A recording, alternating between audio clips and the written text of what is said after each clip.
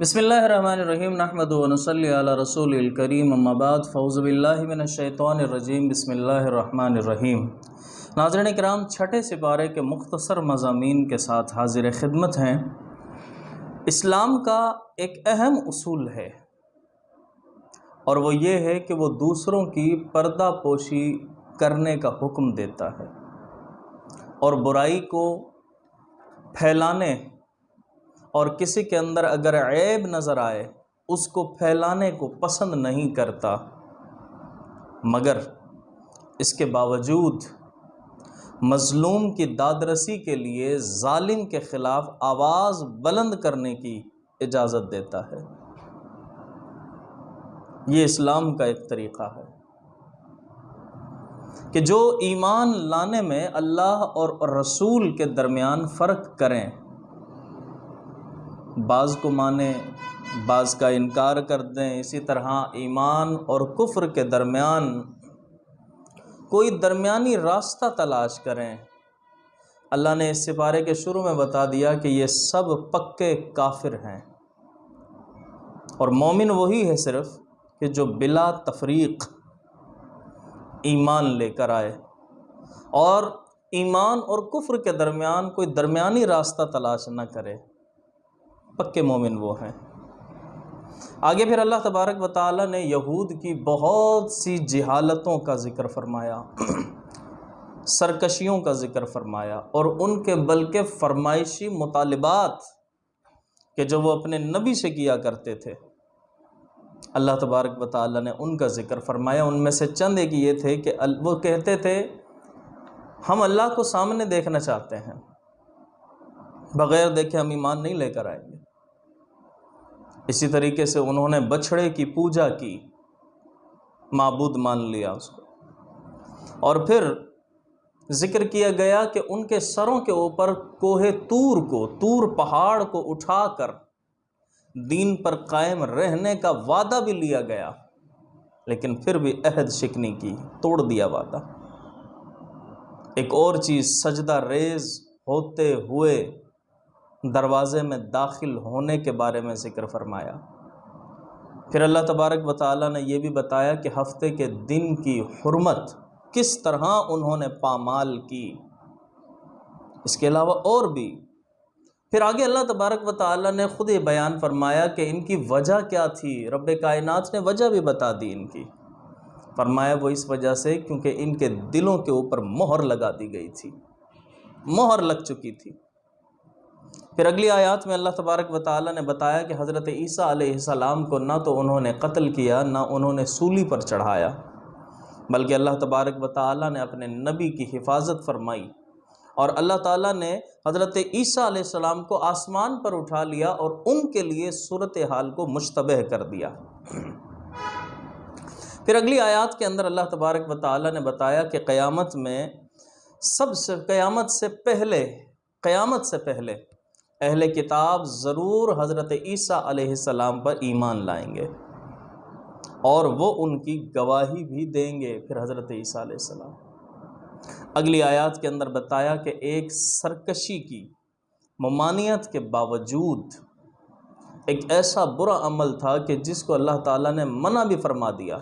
لیکن اس کے باوجود انہوں نے وہ کیا، اور وہ تھا سود کا لین دین۔ سود کا لین دین، اسی طرح سے ناحق مال کھاتے تھے ایک دوسرے کے، لیکن جو پکے ایمان والے تھے وہ یہ کام نہیں کرتے تھے،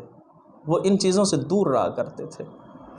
پھر اگلی آیات میں اللہ تبارک و تعالی نے بتایا کہ وحی ربانی اور نبوت کا جو سارا سلسلہ ہے یہ ایک دوسرے کے ساتھ جڑا ہوا ہے، آپس میں نبیوں کے ساتھ۔ حضرت آدم سے وحی کا سلسلہ بھی چلا آ رہا ہے، حضرت آدم علیہ السلام سے لے کر حضرت عیسیٰ تک۔ اسی طرح پھر بتایا کہ بہت سے نبیوں کا ذکر کر کے کہ ہم نے ان کو بھی باری باری وحی نازل کی ہے، ان پر بھی، ان کو بھی بتایا ہے احکامات اپنے، اور فرمایا کہ اے نبی اسی طرح ہم آپ پر بھی وحی بھیجتے ہیں، آپ پر بھی ہم نے وحی نازل فرمائی۔ پھر اس کے بعد اگلی آیات کے اندر نصارہ نے دین میں غلو کیا، اور وہ غلو کیا کیا؟ انہوں نے حضرت عیسیٰ علیہ السلام کو اللہ کا بیٹا قرار دیا، جبکہ اللہ تبارک و تعالی اس سے پاک ہے۔ پھر اللہ نے بتایا کہ وہ بیٹے نہیں بلکہ وہ تو اللہ کے رسول تھے، اللہ تبارک و تعالیٰ کے نبی تھے، اللہ کے بارے میں ناحق باتیں کہیں انہوں نے۔ پھر اللہ تبارک و تعالیٰ کی بارگاہ میں ہر درجے کی مخلوق کے لیے یہ شان بیان کر دی رب کائنات نے کہ شان بندگی ہی اعزاز اور تکریم ہے، کہ کوئی بھی مخلوق و خالق کائنات کی اس کی شان تو اسی کے اندر ہے کہ وہ اللہ تبارک و تعالیٰ کی بندگی کرے، اور وہ اس کی مخلوق ہے۔ یہی اعزاز ہے اور یہی تکریم ہے اس کے لیے۔ پھر اس کے بعد اللہ تبارک و تعالیٰ نے بتایا کہ اے لوگو، اللہ کی طرف سے تمہارے پاس ایک قوی دلیل آ گئی، اور اسی طریقے سے واضح نور بھی اللہ تعالیٰ نے نازل کیا، اور قوی دلیل سے مراد میرے اور آپ کے آقا آخری نبی محمد مصطفیٰ صلی اللہ تعالیٰ علیہ وسلم ہیں، اور نور سے مراد قرآن مجید ہے۔ پھر اس کے بعد یہاں پر چھٹے سپارے کے اندر ہی سورۃ المائدہ شروع ہو جاتی ہے۔ سورۃ المائدہ مدنی سورتوں کے اندر سے ہے، لیکن اس کی بعض آیتیں ایسی ہیں جو کہ مکے میں نازل ہوئی۔ مصحف کی ترتیب کے اعتبار سے 5ویں نمبر پر ہے، لیکن نزول کے اعتبار سے یہ 113ویں نمبر پر ہے۔ اس کی 2 آیتوں کے اندر کھانے اور دستر کا ذکر ہے، خوان کا ذکر ہے، اسی لیے اس کا نام مائدہ رکھ دیا گیا، جس کو اردو میں دسترخوان کہتے ہیں، اور اس سورت کو سورۃ العقود اور سورۃ المنقذہ بھی کہتے ہیں۔ اور منقذہ فرمایا رسول اللہ صلی اللہ علیہ وآلہ وسلم نے اس لیے کہتے ہیں کہ یہ اپنے پڑھنے والے کو عذاب کے فرشتوں سے نجات دلا دیتی ہے، اتنی فضیلت ہے اس سورت کی۔ اللہ تبارک و تعالیٰ نے جب اس سورت کی ابتدا فرمائی تو وعدہ پورا کرنے کا حکم دے کر تربیت اخلاق سے اس کا آغاز کر دیا، اور انفرادی، اجتماعی، بین الاقوامی معاملات، تعلقات، وعدے کو پورا کرنا، ان تمام چیزوں کی اہمیت اس سورت کے اندر بیان فرمائی۔ پھر آگے اللہ تبارک و تعالیٰ نے اس سورت کے اندر بتایا کہ 4 پاؤں والے جانور حلال ہیں تمہارے لیے، 4 پاؤں والے جانور حلال ہیں، مگر احرام کی حالت میں شکار حرام ہے جبکہ تم احرام پہنے ہوئے ہو۔ پھر آگے اللہ تبارک و تعالیٰ نے حرمت والے 4 مہینوں کی بے حرمتی نہ کرنے کے بارے میں حکم فرمایا، اللہ کے شعار کی بے حرمتی نہ کرنے کے بارے میں اللہ تبارک و تعالیٰ نے درس دیا اور حکم فرمایا۔ پھر اس کے بعد خالق کائنات نے یہاں پر نیکی کے کاموں کے اندر ایک دوسرے کی مدد کرنے اور برائی کے کاموں کے اندر ایک دوسرے کی مدد نہ کرنے کا حکم ارشاد فرمایا۔ پھر آیت نمبر 3 کے اندر محرمات قطعیہ کا اللہ تبارک و تعالیٰ نے ذکر فرما دیا کہ محرمات قطعیہ کیا ہے، قطعی طور پر جو حرام ہے، جن میں سے چند چیزیں یہ ہیں کہ ایک تو وہ جانور کہ جو طبعی موت مرا ہو، حرام، ذبح کے وقت بہنے والا خون حرام، خنزیر کا گوشت حرام، ذبح کے وقت غیر اللہ کا نام لیا گیا ہو حرام، جو جانور گلا گھونٹنے سے مرا ہو حرام، چوٹ لگنے سے مر گیا ہو جانور حرام، بلندی سے گر کر مرا ہو جانور حرام، آپس میں 2 جانور لڑ رہے تھے اور سینگوں کی چوٹ سے ایک جانور مر گیا، حرام کھانا، درندوں نے اسے کھایا ہو، باقی جانور کھانا انسانوں کے لیے حرام۔ اسی طرح بتوں کے نام پر جو ذبح کیا گیا ہو وہ بھی حرام، یہ حرام قطعی ہیں۔ پھر اللہ تبارک و تعالیٰ نے بتایا ایک بڑی عظیم آیت کہ آج کے دن تمہارے لیے تمہارا دین مکمل کر دیا گیا ہے، اور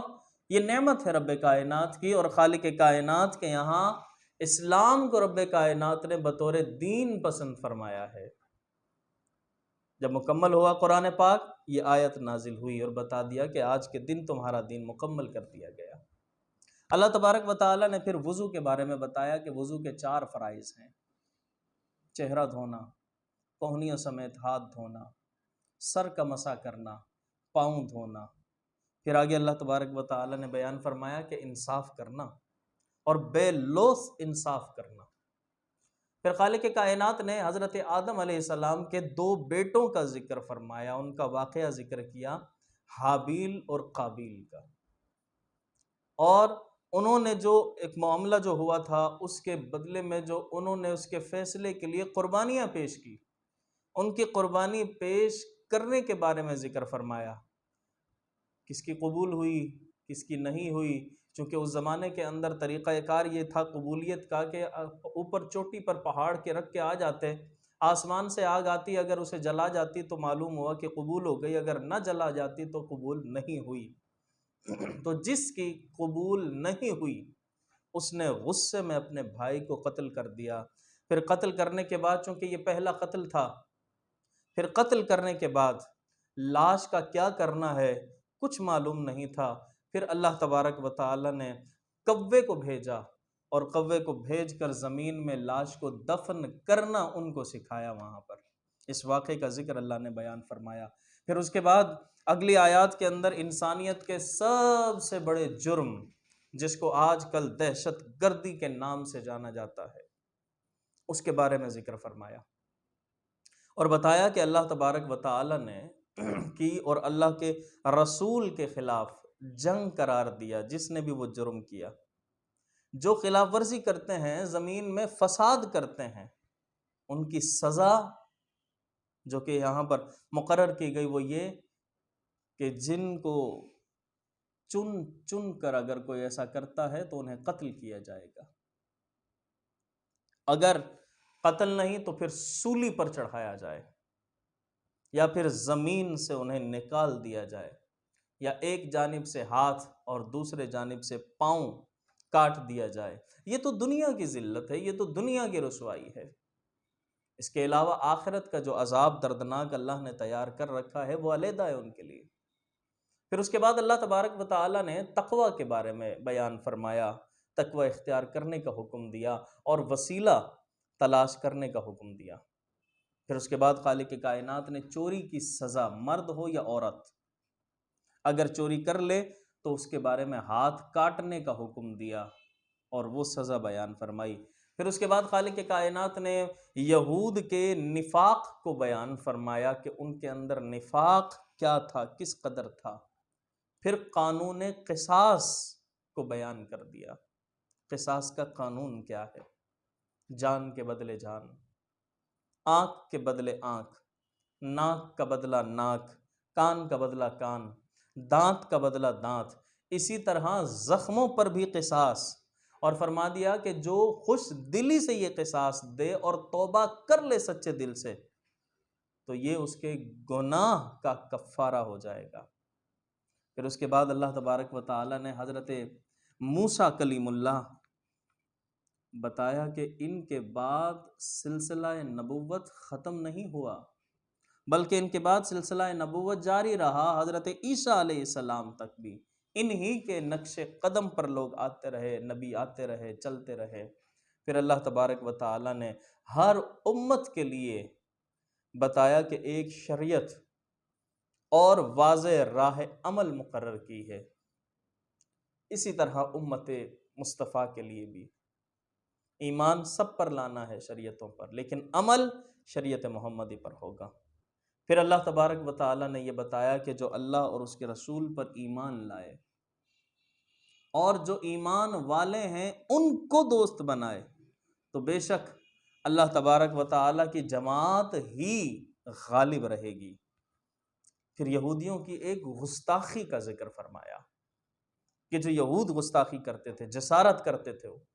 اور وہ گستاخی کیا تھی؟ وہ یہ کہتے تھے معاذ اللہ خدا کے بارے میں کہ خدا فقیر ہے، اللہ بخیل ہے، اس جیسے الفاظ اللہ تبارک و تعالیٰ کی ذات کے لیے استعمال کیا کرتے تھے۔ اللہ تبارک و تعالیٰ نے ان کو فرمایا